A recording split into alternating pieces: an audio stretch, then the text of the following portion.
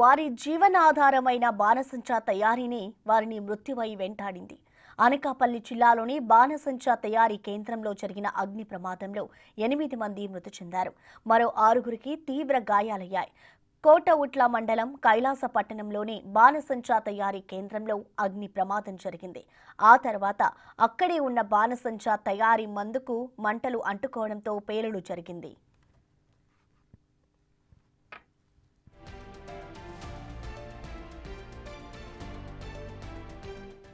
ప్రస్తుతం బాణసంచాకు full demand ఉండడంతో ఇతర జిల్లాల నుంచి కూడా కార్మికులను తీసుకొచ్చి పనులు చేపిస్తున్నారు.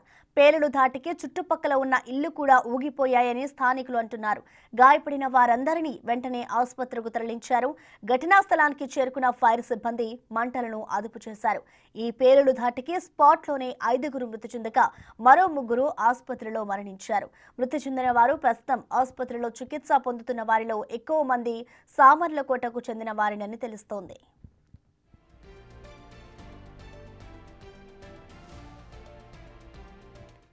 ప్రమాద ఘటనపై ప్రధానమంత్రి నరేంద్ర మోడీ స్పందించారు. క్షతగాత్రుల త్వరగా కోలుకోవాలని ప్రార్థిస్తున్నారని తెలిపారు. మృతుల కుటుంబాలకు 2 లక్షల ఎక్స్గ్రేషియాతో పాటు గాయపడిన వారికి 50,000 రూపాయలు అందిస్తామన్నారు.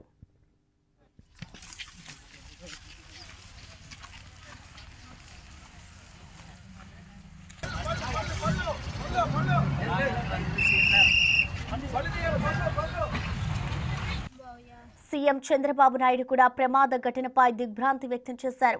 వెంటనే స్థానిక అధికారులతో ఫోన్లో మాట్లాడి పరిస్థితిపై ఆరా తీశారు. గాయపడిన వారికి మెరుగైన చికిత్స అందించాలని ఆదేశించారు. ఇక మృతుల కుటుంబాలకు 15 లక్షల రూపాయల ఎక్స్గ్రేషియాను ప్రకటించారు.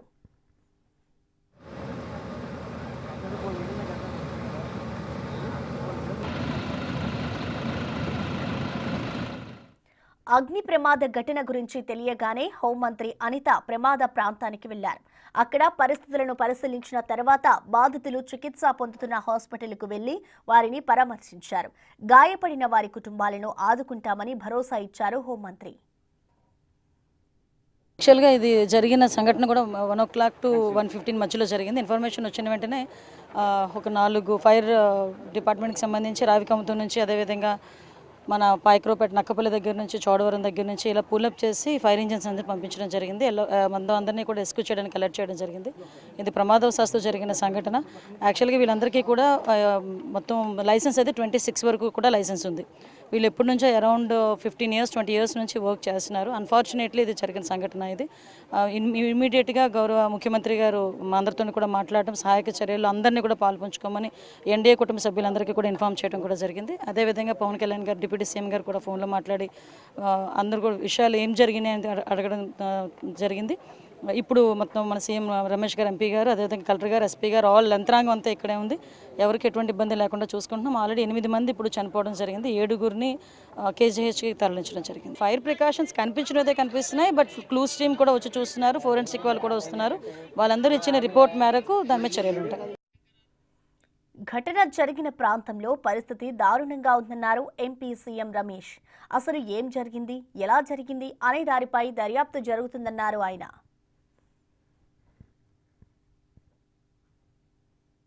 ఇక్కడ ఉండే షెడ్లో జరిగేటప్పుడు చూస్తే అసలు షెడ్ కూడా ఏమాత్రం ఆ సిమెంట్ గోడలు కూడా పగిలిపోయి అసలు మొత్తం కుప్పకూలిపోయింది. చాలా దారుణంగా ఉంది పరిస్థితి.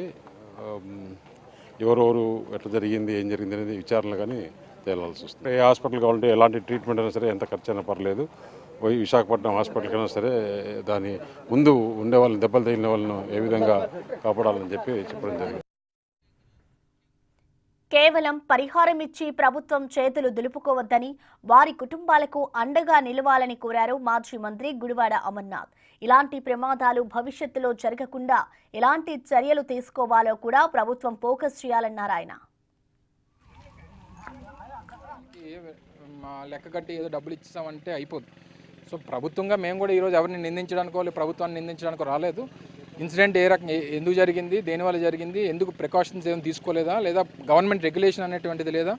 సో ఈ జనరల్గా ఈ కుటీర పరిశ్రమలు ఇవన్నీ కూడా మేజర్ ఇండస్ట్రీస్కి ప్రభుత్వానికి సంబంధించినటువంటి రెగ్యులేటరీ బాడీస్ ఎప్పటికప్పుడు సేఫ్టీ ఆడిట్ అనేటువంటివి చేస్తూ ఉంటాయి.